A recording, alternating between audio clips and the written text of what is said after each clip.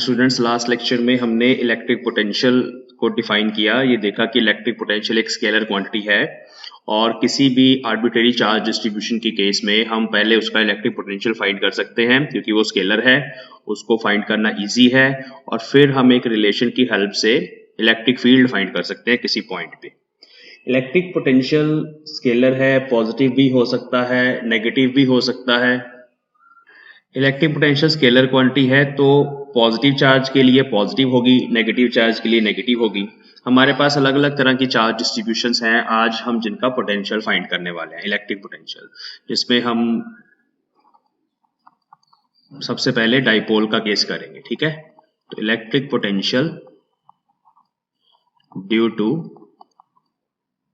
ए dipole, यहां से हम स्टार्ट करने वाले हैं और फिर बाकी जो डिफरेंट चार्ज डिस्ट्रीब्यूशंस हैं वो भी हम करेंगे, जिससे कि हम एक वायर का पोटेंशियल फाइंड करेंगे, वायर की एक्सियल लाइन पर, इक्वेटोरियल लाइन पर, रिंग का पोटेंशियल फाइंड करेंगे, डिस्क का पोटेंशियल क्या एक्सप्रेशन होता है, और फिर सफियर का, मेटल सफियर, सॉलिड सफियर, ये हर एक प्रॉब्लम आपके लिए इम्पॉर्टेंट है। ठीक है, तो आज के हम लेक्चर में डिफरेंट चार्ज डिस्ट्रीब्यूशंस के पोटेंशियल फाइंड करेंगे।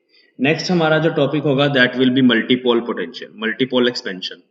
तो let us start from dipole.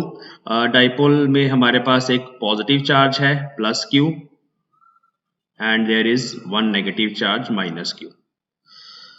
यहां पर मिड पॉइंट है डाइपोल का and we will find its potential at any point P. Let us suppose this is observation point.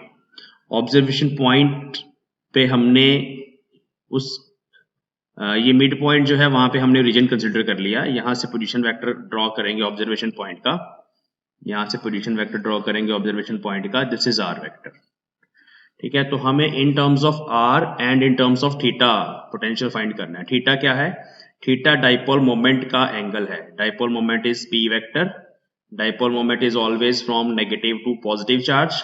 ये dipole moment की direction हो गई, ये पोजीशन वेक्टर की डायरेक्शन हो गई। इन दोनों में जो एंगल है दैट एंगल इज थीटा। तो हमें जो रिजल्ट फाइंड करना है that will be in terms of R and theta. Now let us suppose the distance of positive charge from the observation point is r vector positive, just notation है ये। और negative charge का जो distance है from observation point, negative charge का जो position vector, ये सही नहीं बन रहा, रुक जाओ।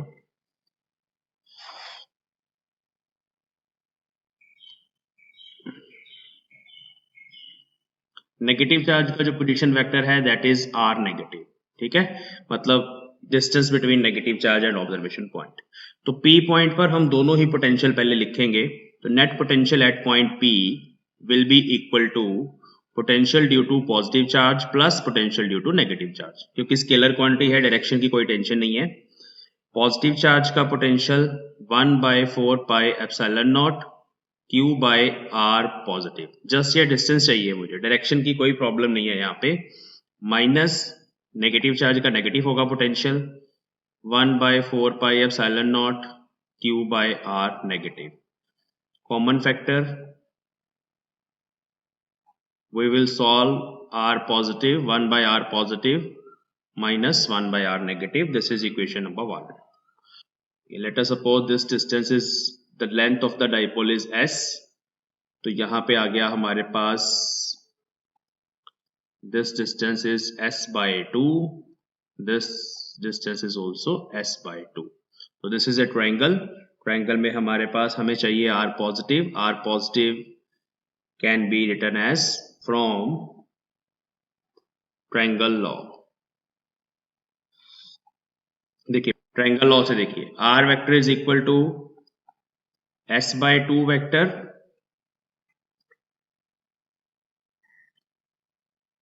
Plus R positive vector. ये दोनों वेक्टर सेम डायरेक्शन में, ये ऑपोजिट ऑर्डर में है ना। तो this is the case. R positive अगर आपको यहां से लिखना है तो बनेगा R vector minus S by 2 vector, simple. तो इन दोनों वेक्टर्स की सब्ट्रैक्शन है। अब आप देखिए कि एस बाय 2 वेक्टर में और आर वेक्टर में एंगल थीटा है, तो फिर माइनस एस बाय 2 में और आर वेक्टर में एंगल होगा 180 minus theta. Therefore angle between R vector and minus s by 2 vector is 180 degree minus theta. तो फिर अगर हम r प्लस का मैग्नीट्यूड लिखना चाहते हैं, basically it is subtraction of these two vector, तो सब्ट्रैक्शन में हम मैग्नीट्यूड कैसे लिखते हैं, देखिए r पॉजिटिव का square is equal to r square plus s/2 का square minus s into are into cos theta. तो बेसिकली ये दो वेक्टर्स की सब्ट्रैक्शन है। अगर हमारे पास दो वेक्टर्स हैं, let us suppose c vector is equal to a vector minus b vector, then you can write the magnitude of c vector as under root a square plus b square minus 2ab cos theta. ये हमने just वो resultant वाली relation यहाँ पे apply करी है और कुछ नहीं। 2ab cos थीटा, जब आप 2 का फैक्टर लिखोगे a लिखोगे तो s/2 2 से कट गया। Similarly for r negative vector apply triangle law. Triangle law क्या बोलता है, ट्रायंगल लॉ बोलता है कि s/2 वेक्टर ये वाला plus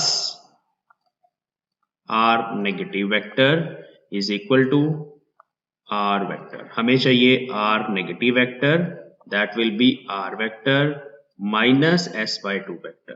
Now what is the angle between, let us see what is the angle between s/2 vector and r vector. This angle is 180 degree minus theta. तो जब हम इसको सब्स्टिट्यूट करेंगे 180 डिग्री माइनस थीटा है ना इन दोनों में एंगल, अब इनका रिजल्टेंट निकालना है।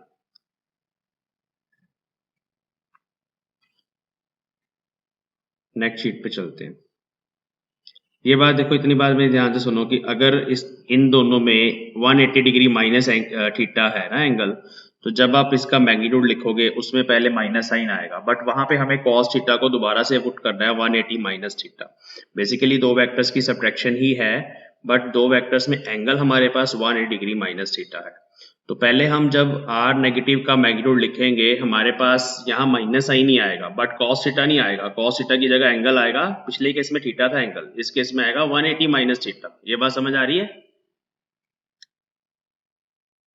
यस बस वो कॉस 180 माइनस थीटा जो है वो प्लस साइन बाहर आ जाएगा हमारे पास, ठीक है? यस चलो मैं अगले शीट पे कर देता हूँ ये चीज। तो it means the magnitude of r negative vector can be written as r minus का square is equal to r square plus s/2 square minus s into r into cos 180 degree minus theta। ये क्यों? Because angle between s/2 जो downward direction में है for the negative charge and r vector is 180 degree minus theta. तो यहां से एक और माइनस साइन बाहर चला जाएगा, ये आ जाएगा r square plus s square by 4 plus s into are into cos theta. तो r नेगेटिव का स्क्वायर इस एक्सप्रेशन के बराबर है। अब यहाँ पे हम r नेगेटिव स्क्वायर को ऐसे लिखेंगे, r square will be common and we will get 1 plus s square by 4r square और यहाँ पे minus s by r plus s by r cos theta. This is for r negative and similarly for r positive square, r square बाहर 1 plus s square by 4r square minus s by r cos theta. तो ये दो equations आ गई। Now for a short dipole, अगर हमारे पास छोटा dipole है, for a short dipole s is less than r, so we will neglect the term s square by 4r square because that is very small as compared to 1. So in that case r positive and r negative will become, r negative will be equal to, यहाँ पे r आ गया, power square था यहाँ पे, मैं उसकी power उधर half कर रहा हूँ, 1 plus s by r cos theta power half और r positive will be r into 1 minus s by r cos theta power half. Now we will apply binomial theorem. पहले हम इसको 1 by, एक्चुअली हमें चाहिए 1 by r negative, 1 by r negative is 1 by r 1 plus s by r cos theta raised to power minus half, और ये minus half binomial expansion की help से हम अंदर ले आएंगे, तो ये लिखा जाएगा 1/r 1 plus s by 2r cos theta. ठीक है, ये माइनस हाफ यहाँ पे आ जाता है, we have expanded it up to first order only. ठीक है, बाइनोमियल थ्योरम होती है 1 plus x raise to power n will be written as 1 plus nx plus n into n minus 1 x square by 2 factorial and so on, but this is for x less than 1।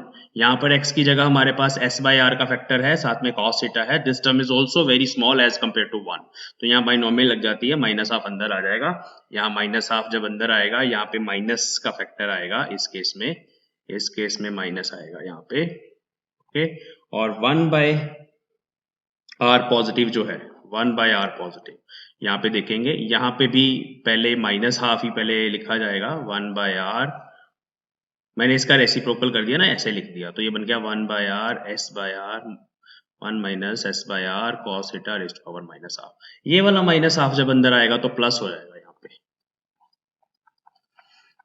यहाँ पे plus हो जाएगा। तो इन चीजों का ध्यान रखना है। अब हमें दोनों फैक्टर्स मिल गए हैं, 1 बाय आर पॉजिटिव मिल गया बच्चों और 1 बाय आर नेगेटिव मिल गया, और हमें इसको इक्वेशन 1 में पुट करना है। Therefore put in 1, then potential at point P will be equal to Q by 4 pi epsilon naught का फैक्टर बाहर था, अंदर था 1 by are positive. 1 by are positive का ये सारा फैक्टर हमारे पास है, तो 1 बाय आर पॉजिटिव की जगह मैं सीधा लिख रहा हूं, तो ये बना 1 बाय आर। 1 बाय आर भी दोनों में कॉमन है, उसको भी बाहर लिख लेते हैं हम यहाँ पे, इंटू 1 बाय आर। अंदर हमारे पास ये फैक्टर आएगा 1 plus s by 2r cos theta, और दूसरे केस में minus 1 plus s by 2r cos theta. ये जब हम उसमें पुट करेंगे, हमारे पास इक्वेशन थी वहां पे Q by 4 pi epsilon naught 1 by are positive minus 1 by are negative, इसमें मैंने पुट किया, ये वीपी की इक्वेशन थी, इसमें हमने ये दोनों फैक्टर, ये और ये सब्स्टिट्यूट कर दिए। ठीक है, तो ये दोनों कट गए, और अब ये QS cos थीटा हम आपस में कंबाइन करेंगे, यहाँ आ जाएगा 2QS cos थीटा, सारा फैक्टर सेम है। नेक्स्ट शीट पे चलते हैं, and we will get potential at point P will be equal to Q by 4 pi epsilon naught का फैक्टर तो है ही है, साथ में 2S cos थीटा का factor divided by 2R। Sir ऊपर R नहीं था? हाँ, देखना पड़ेगा पीछे से, रुक जाओ आप लोग शायद साथ साथ, एक R ये है, एक ये R यहाँ पे है, नीचे था R। ठीक है, 2S cos theta by 2R का फैक्टर, एक ये R यहाँ पर भी है, तो VP बन जाएगा Q by 4 pi epsilon naught R into 2S cos theta divide by 2R। यहाँ पे 2 से 2 कैंसिल हो जाएगा, and we get QS cos theta upon 4 pi epsilon naught R square. Q into S is dipole moment in this case, तो it can be written as P cos theta upon 4 pi epsilon naught R square, because मैंने ये माना था कि ये total distance negative charge और positive charge में S है, तो this is length of dipole, तो length of dipole into charge is dipole moment P vector. अब P वेक्टर की ये डायरेक्शन है बच्चों, और मिड पॉइंट से यहाँ पे एंगल थीटा था, ये पॉइंट है, ये R वेक्टर है।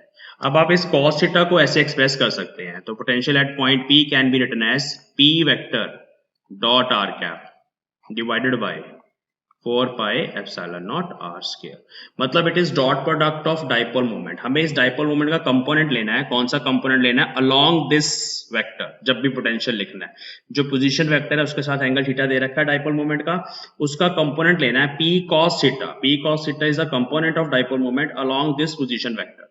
मतलब अगर हम ऐसे परपेंडिकुलर ड्रॉ करें, अगर हम यहां से ऐसे परपेंडिकुलर ड्रॉ करें, तो this is P cos theta, तो it is P cos theta divide by 4 pi epsilon naught R square, तो this is the potential due to dipole. और यहाँ पे नोट करने वाली बात है कि यहाँ पे जो पोटेंशियल डाइपोल का निकला हमारे पास, शॉर्ट डाइपोल का, that is inversely proportional to R square. But अगर हम पॉइंट चार्ज की बात करते हैं, पॉइंट चार्ज का जो पोटेंशियल होता है that is inversely proportional to r. तो दोनों की वेरिएशन डिफरेंट है। जब हम मल्टीपोल एक्सपेंशन करेंगे वी विल सी कि डाइपोल मोमेंट के अलावा क्वाड्रपोल मोमेंट भी होती है किसी चार्ज डिस्ट्रीब्यूशन की। क्वाड्रपोल मोमेंट में यही वाला potential inversely proportional to r cube आएगा। इसी तरह से हमारे पास हायर ऑर्डर टर्म्स आएंगी दैट इज मल्टीपोल एक्सपेंशन, वो अभी नेक्स्ट क्लास में करेंगे। तो यहां तक ही आपको ध्यान रखना है कि potential due to dipole is inversely proportional to r square. अगर आपको ग्राफ पूछा जाए किसी भी जगह पे कि दोनों तरह की चार्ज डिस्ट्रीब्यूशन का ग्राफ बनाए, तो अगर ये हमारे पास पॉइंट चार्ज के लिए है ग्राफ, पॉइंट चार्ज की ये वेरिएशन है पोटेंशियल की, तो डाइपोल की वेरिएशन ऐसी होगी, dipole potential will decrease at a faster rate. ये डाइपोल का है ग्राफ, ठीक है। This is inversely proportional to 1/r square, but point charge वाला potential is inversely proportional to r। तो this is one example of discrete charge distribution जिसमें हमारे पास दो चार्जेस थे और हमने उनका पोटेंशियल फाइंड किया। पोटेंशियल एक स्केलर क्वांटिटी है and this is in terms of dipole moment direct. अगर आपके पास डाइपोल मोमेंट पता है किसी चार्ज डिस्ट्रीब्यूशन की, तो आप यहां से उसका पोटेंशियल किसी भी लोकेशन r पे फाइंड कर सकते हैं with the help of this result.